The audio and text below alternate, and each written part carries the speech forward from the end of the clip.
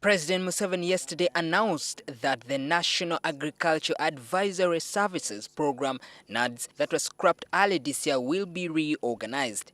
The president's revelation at the State of the Nation's address did not, however, elaborate how the NAADS program would this time round be carried out. The announcement was dismissed by some opposition MPs. We are going to reorganize it, and it concentrates on giving materials to the people and get rid of this big structure they had created of human beings.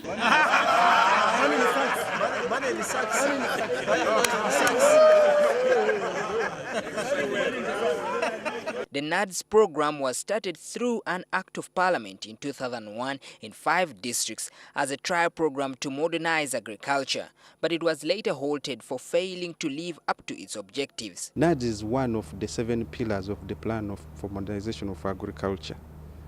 Under the mandate, we are supposed to provide agricultural advisory services to all farmers in Uganda. Officials from the Uganda National Farmers Federation say one of the key challenges of the NAADS program was its design that in their view was poorly executed. The government could not phase off the other bureaucrats in the Ministry of Agriculture who were already there.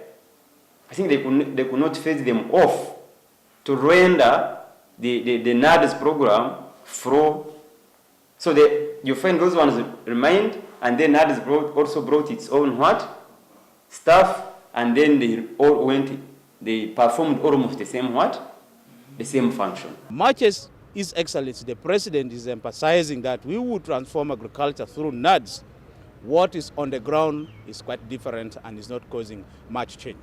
However, officials from the National Agriculture Advisory Services argue that a lot has been done in increasing the productivity of agriculture in the country.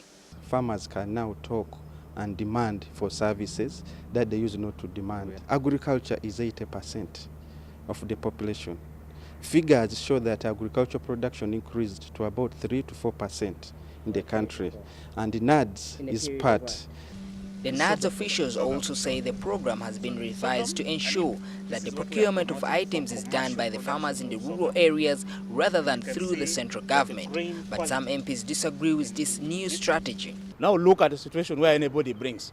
You find a local man in the village that is a seed supplier. How can you really rely and trust that and we think we are doing much? This is the high time we reorganize NAADS, other than what he calls putting technical people to employ themselves to be in the business as usual.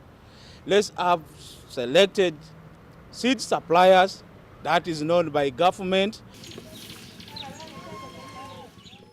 A senior agriculture economist from the World Bank early this year said the World Bank would not fund any project related to agriculture if the government chooses to centralize extension services.